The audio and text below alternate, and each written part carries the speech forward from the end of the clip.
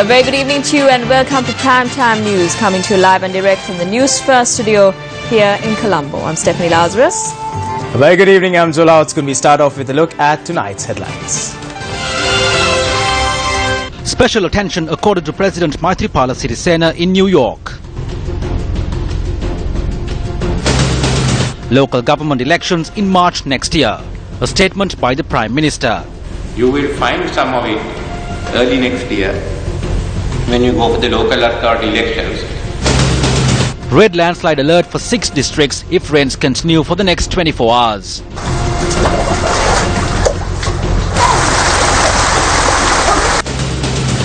Minister of Health proposes for a price increase of 3 goods harmful to health. Couple involved in a heroin racket sentenced to death.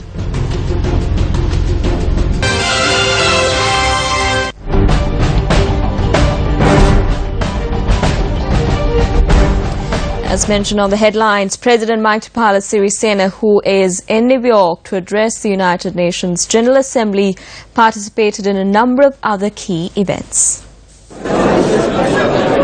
United Nations Secretary-General Ban Ki-moon hosted world leaders for a luncheon yesterday, which was also attended by President Maithripala Sirisena. Secretary-General Ban Ki-moon, US President Barack Obama, Russian President Vladimir Putin and Indian Prime Minister Narendra Modi were among those seated with President Sirisena at the luncheon. The President's media division said that this was a historical moment for a Sri Lankan head of state. President Sirisena met with New Zealand Prime Minister John Key and held bilateral discussions. The President's media unit said that several topics of importance to both nations were discussed.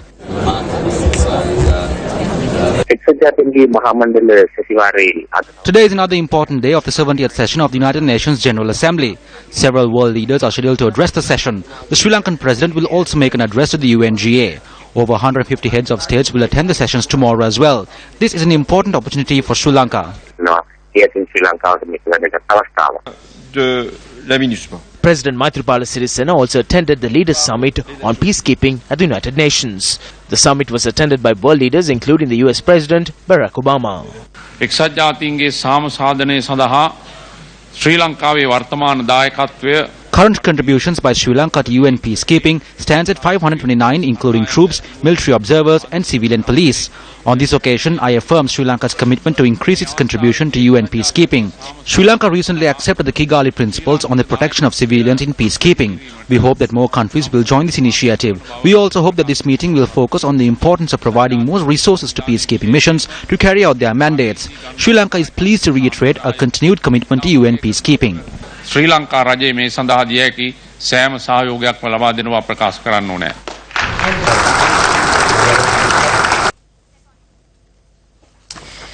The National Management Conference 2015, titled Good Governance, Challenges and Strategies, was held in Colombo today. Now, speaking at the event, Prime Minister Ranil Wickremesinghe commented on the local government elections. Let's sit down, let's reduce the party rivalries and then see where we are headed for. It doesn't mean that party rivals will be absent. You will find some of it early next year when you go for the local authority elections. But we all decided we should not postpone. The local authorities require members, new fresh blood. And secondly, let the parties contest separately, but let's complete this process by March next year. In November we will announce the economic policy and the budget debate, and January, February the time that we prepare to implement our plan, and while that's on, apparently we will have the elections. But then from there onwards, we get down to the serious business of government. And it means that we have 2 years from the day the resolution is passed as 30th of October. We have time till 2017 to implement our democratic way. Pursuing a good public and corporate governance is often a difficult undertaking, not only here in Sri Lanka but in most countries around the world. It might not always be a fair or just process for those under scrutiny. Creating rules and regulations or recommendations is quite easy compared with a huge task to implement in acceptance or to sustainably cultivate the spirit of good governance. Convening a media briefing at the Abrahama Temple in Narayanpeta today, a group of opposition MPs explained their stance on the UNHRC resolution on Sri Lanka. A co-sponsored resolution on Sri Lanka is to be submitted. Nothing of this sort, which is against Sri Lanka, has been seen in the international fora before. The journey which key Western powers, including the US, are taking is quite dangerous. Even the statement which was made by the Human Rights Commissioner is something which has not happened on the global platform before. We reiterate to the coalition government of the UNP to not surrender our country to something which is being done for the first time.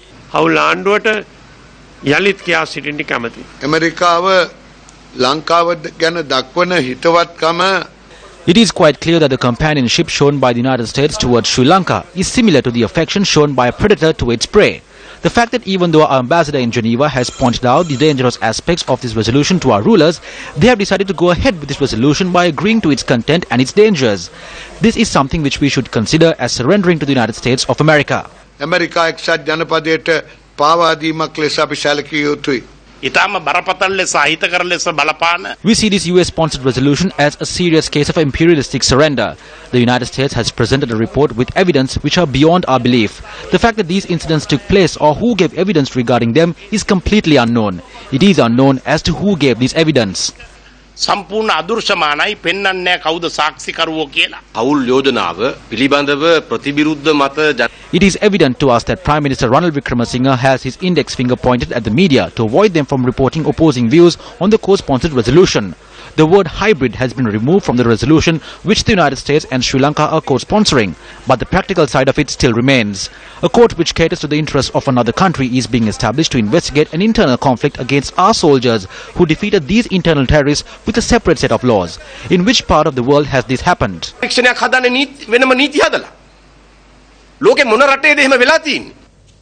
Seniors of the Sri Lanka Freedom Party had called on the Prime Minister yesterday and discussed the United Nations Human Rights Council resolution on Sri Lanka.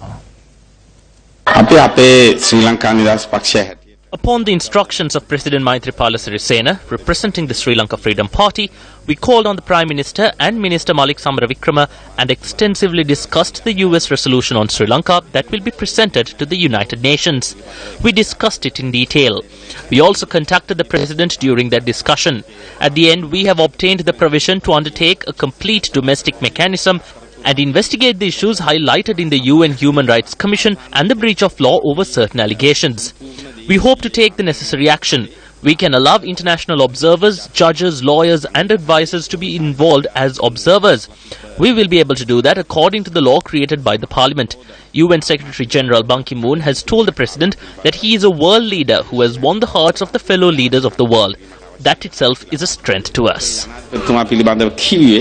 ඔහු මුළු ලෝකයේම රාජ්‍ය නායකයන්ගේ රාජ්‍යයන්ගේ විශ්වාසය දිනාගත්ත නායකයෙක් කියලා. ඒක අපට විශාල ශක්තියක්. On to another headline-making story. A landslide warning has been issued for 6 districts with the prevalent inclement weather. The Disaster Management Centre said that the warning was issued for the Badulla Nuwara, Kalutara, Galle, Mathura and Hambantota districts. The Department of Meteorology says the cyclonic condition that developed in the West Pacific Ocean zone had made landfall in China. The department added that this had led to the rainy weather experience across the island. The Nilvala River broke its banks today, resulting in many low-lying areas in the Mathura district being inundated. Akurasa, Kamburupitiya and Mulatiyana were among the inundated areas. The Batuta road in the Mathura town was underwater this evening. Several areas on the Mathura-Akurasa road were inundated as the water levels of the Nilvala River rose, and the Kaduganna area was inundated as an Ape tank in Telijavila broke its banks. Our correspondent said that the water levels of the Kirama River were on the rise. Several houses in Mathura too have been inundated. Transportation was disrupted as an earth embankment fell onto the Galle-Akurasa road in Imadua this evening. Several villages including Devata, Poddala, Kihimbia and Gonapura in Galle were inundated.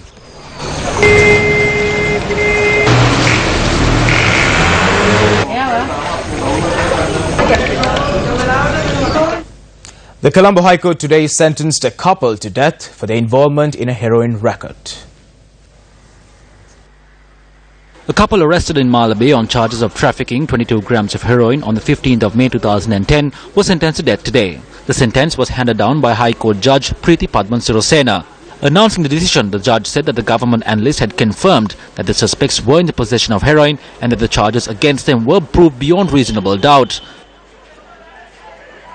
When the couple sentenced to death were being escorted to the prison vehicle, relatives created a tense situation at the premises.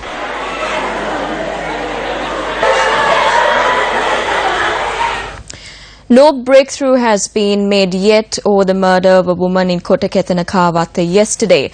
Police said that investigations are taking place based on the evidence recovered from the crime scene. A mother of two from the upper area of Opatha 2 in Kotaketana was stabbed to death yesterday. She had visited the estate in the area to pluck tea leaves, and her colleagues report that she completed her work between 1 and 2 last afternoon. Police had discovered blood splatter at several locations of the estate. The victim's body was found 3 kilometers away from her residence. Police said that the Kotaketana police is located 1.5 kilometers from where the body was found. With this mysterious homicide, the number of women killed in Kotaketana Kahawatha since the 4th of April 2011 has risen to 14. Several petitions were filed in the Court of Appeal today seeking the 4 army personnel arrested over the disappearance of journalist Pregit Eknaligoda be produced before the magistrates' court. The petitions were filed by the spouses of the 4 arrested army officers. The habeas corpus applications were taken up before Court of Appeal President Vijit Malalgoda and Justice H.C.J. Madavala. The petitioners stated that their husbands had been arrested over the disappearance of Eknaligoda and are being continuously held under detention orders without producing them before a magistrate's court. The petitions go on to state that whilst the officers were being held under the Prevention of Terrorism Act, the said act allows the detention of persons who are either suspected of an offence or those who had committed such an offence and not those who are innocent. Taking these facts into consideration, court issued notices on the CID, the former and present Secretaries of Defence, the IGP and Attorney General to appear before court on the 9th of October. Minister of Health Dr. Rajitha Senaratne said that discussions are afoot together with the Ministry of Finance to increase the prices of 3 types of goods that harm the human body. The national event to mark World Heart Day was held today at the BMICH under the auspices of Minister Rajitha Senaratne.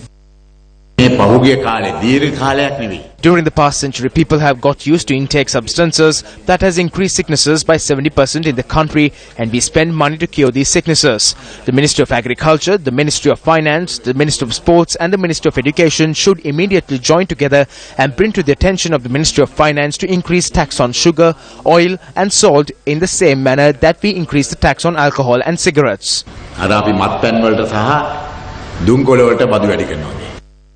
A program was also held on how to prepare a healthy yet tasty meal in line with World Heart Day. In business news this evening, the World Bank, in a daily report released in Colombo today, unveiled new data which shows that a higher proportion of Sri Lankans live under what it defines as urban areas than previously thought. Senior Director at the World Bank, Ede Ijas Vasquez, gave Newsfirst exclusive insights into the report. In this report, we have been analyzing the urbanization trends for all of the South Asia region.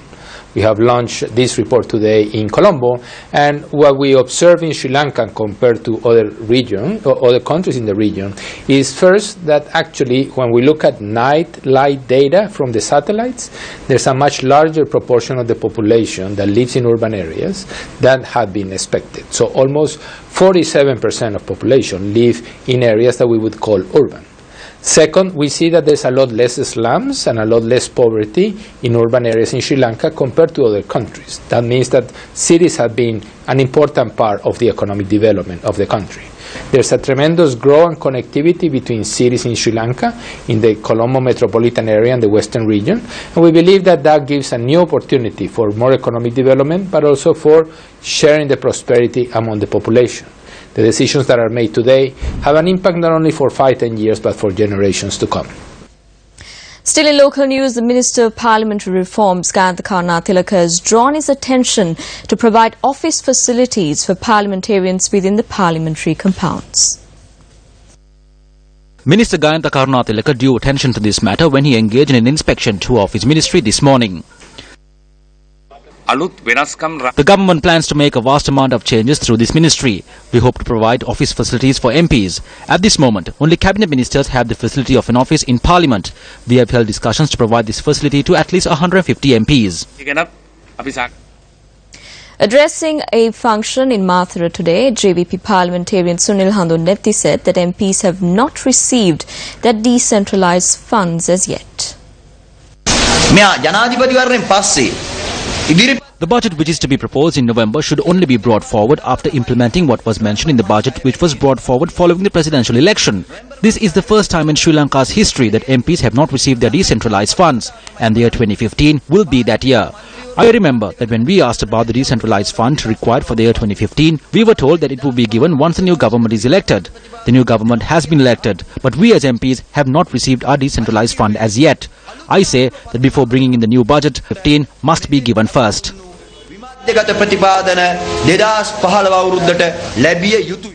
A special meeting to address vice-chancellors of universities and directors of institutes was held under the auspices of Minister of University Education and Highways Lakshman Kirala today. As for the government and for me personally, I want to give the maximum autonomy to the universities. As a minister, I will allow you to function without any interference. When the 19th Amendment was discussed, we wanted to have the University Grants Council as one of the independent commissions. That was the recommendation of our party, United National Party. But certain parties in the front opposed it because they wanted to control the universities. So UGC was there in the original draft, but when the final draft came, it was missing. So the policy of the government is to give you autonomy as soon as possible legally, and you must show results. The meeting, which was held at the auditorium of the University Grants Commission, saw the participation of a group including State Minister of University Education Mohanlal Guerrero as well as other intellectuals. A media conference in celebration of the 60th anniversary of Dr. E.R. Ambedkar embracing Buddhism along with 500,000 followers was held at the Ministry of Buddha Sasana today. The media conference was held to highlight the value and importance of events such as the exposition of the sacred relics, the Dhamma Mahotsav and International Buddhist Peace Conference, and the screening of the Indian version of the film Sri Siddhartha Gautama, which will be held from the 14th to the 23rd of October in India. I love Sri Lanka and I love every citizen of Sri Lanka. You know why? It gave me the treasure of Dhamma in life. I'm getting emotional.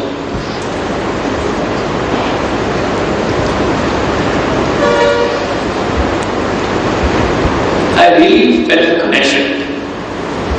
It was a strong connection, probably in past life. I made up my mind. Okay. I've been traveling to all the Asian countries and I have seen it is so unfortunate that the son of India, Buddha, who gave us the whole world, the treasure of Dhamma, was born in India. Unfortunately, his whole destiny in India. So that day, I decided I will become the medium to, first of all, bring it to India, back to India, flourish it, and then to the whole world again. We are now joined by Newsfirst Bureau correspondent Noriana Fernando for an update from the United Nations General Assembly. Well, today is day 2 of the 70th UN General Assembly. Speaking here in Manhattan, our world leaders seeking to prove themselves and their progress to counterparts.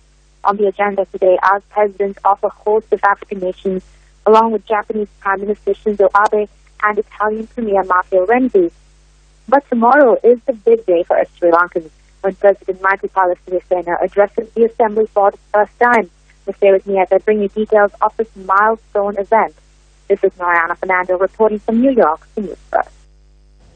First up on Sports First, the International Cricket Council today announced that Sri Lanka's Tharindu Kaushal is permitted to continue to bowl his stock delivery, the off-break in international cricket, following an independent assessment of his action. According to the statement made by the ICC, results showed that the level of elbow extension measured for all deliveries bowled was well within the 15-degree level of tolerance permitted by the ICC. However, the assessment also revealed that Kaushal's doosra was found to exceed the 15-degree level of tolerance and it should no longer be bowled in international cricket. Under the ICC regulations for the review of bowlers reported with suspected illegal bowling actions, Kaushal will run the risk of being cited again if he bowls the doosra in an international match. Well, that's a wrap of Primetime News. I'm Stephanie Lazarus. And I'm Joel Outskoon. Take care. Good night.